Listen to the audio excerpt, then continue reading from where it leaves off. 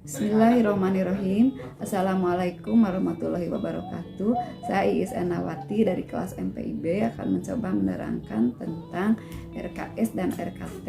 Di sini saya akan mencoba menekankan apa sih goalnya atau manfaat pembuatan RKS dan RKT serta benefit atau manfaat pembuatan RKS dan RKT. Berdasarkan Undang-Undang Nomor 20 Tahun 2003 tentang Sisdiknas Sistem Pendidikan Nasional serta Peraturan Pemerintah Nomor 19 Tahun 2005 tentang SMP atau Standar Nasional Pendidikan yang sudah dirubah menjadi Peraturan Pemerintah Nomor 32 Tahun 2013 tentang patokan minimal standar SMP, di mana di sini sekolah akan mengetahui proses atau pencapaiannya pada kedelapan standar tersebut. Mengapa di sini saya mencoba menerangkan manfaat atau tujuan pembuatan RKS dan RKT? Karena banyak beberapa lembaga pendidikan belum memiliki RKS dan RKT yang representatif. Mereka memiliki RKS dan RKT hanya dari hasil rapat RKKS atau rapat koordinasi forum kepala sekolah. Nah, seharusnya pembuatan RKS dan RKT ini harus berdasarkan EDS atau evaluasi diri sekolah, di mana based on the need dan improvement juga evaluation.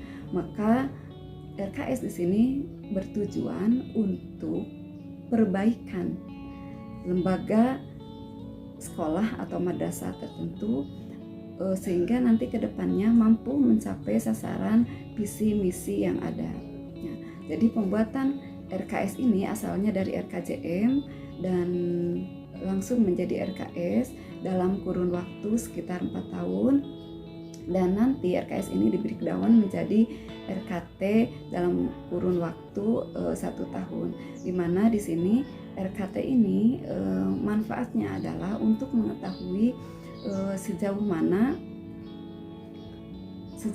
sekolah kita mencapai target-target peningkatan kualitas pendidikan dalam kurun waktu tersebut. Jadi kita, kalau misalkan lembaga kita ada di perkotaan, maka target-targetnya atau RKS dan RKT yang dibuat tentu akan berbeda dengan lembaga-lembaga pendidikan yang ada di pedesaan. Nah, yang kedua, manfaat dari pembuatan RKS dan RKT itu yaitu dapat digunakan sebagai panduan dalam memanfaatkan subsidi, baik itu dari pemerintah, dana BOS, dan juga non pemerintah, dana non pemerintah, misalkan pungutan SPP dari orang tua atau sumbangan orang tua dan sebagainya. Nah, karena nanti RKS akan menjadi RKKS yang di dalamnya ada rencana kegiatan anggaran pembelajaran sekolah, maka di sini harus benar-benar diperhitungkan apa sih prioritas atau kebutuhan sekolah kita ini. Makanya EDS itu harus benar-benar dikaji dengan matang, dan dalam penyusunan RKT dan RKS ini harus kolaboratif dan partisipatif, artinya melibatkan beberapa komponen yang benar-benar peduli kepada pendidikan. Selain komponen internal, juga harus melibatkan komponen eksternal, yaitu komite sekolah dan masyarakat sekitar, juga dewan-dewan pembina pendidikan gitu. Kemudian manfaat pembuatan RKS dan RKT itu sebagai tolak ukur bagi keberhasilan implementasi berbagai program peningkatan mutu pendidikan. Jadi RKS dan RKT ini sebaiknya dibuat untuk peningkatan mutu pendidikan. Pada umumnya RKS dan RKT ini hanya membahas tentang pembangunan fisik saja. Padahal secara real justru yang lebih penting adalah pembangunan non-fisik, yaitu peningkatan kualitas guru, peningkatan kualitas murid, peningkatan kualitas tenaga pendidik dan tenaga kependidikan, sarana prasarana, kemudian kurikulum yang dipakai. Seperti sekarang masa pandemi COVID-19, maka kurikulum yang dipakai adalah kurikulum yang darurat, tidak harus kurikulum yang normal begitu. Kemudian di sini saya juga akan mencoba menerangkan tentang apa sih tujuannya pembuatan RKS dan RKT ini. Jangan sampai pembuatan RKT dan RKS ini hanya copy paste dari kelompok rapat koordinasi kepala sekolah.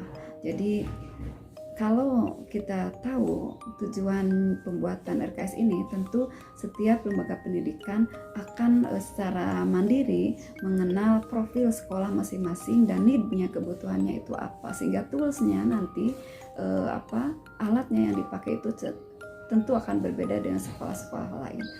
Nah, di sini tujuan pembuatan RKT dan RKS ini yaitu sebagai acuan untuk melakukan program-program kerja selama kurun waktu 4 tahun yang nanti penjabarannya akan dimasukkan ke dalam RKT dalam jangka waktu 1 tahun.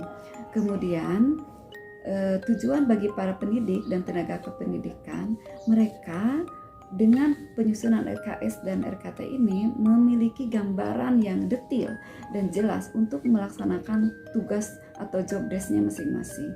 Jadi kita sebagai tenaga kependidikan harus masuk pada RKS dan RKT. Supaya apa? Supaya kita memiliki acuan apa yang harus kita lakukan di dalam melaksanakan tugas kita sebagai tenaga pendidikan. Kemudian juga tujuannya adalah bagi komite sekolah memiliki acuan untuk melakukan assessment atau evaluasi kinerja sekolah secara kontinuitas atau berkesinambungan.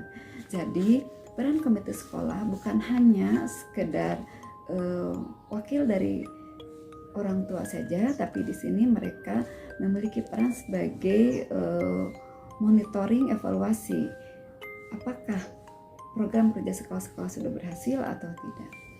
Itulah gambaran sepintas tentang apa manfaat dan tujuan penyusunan RKS dan RKT.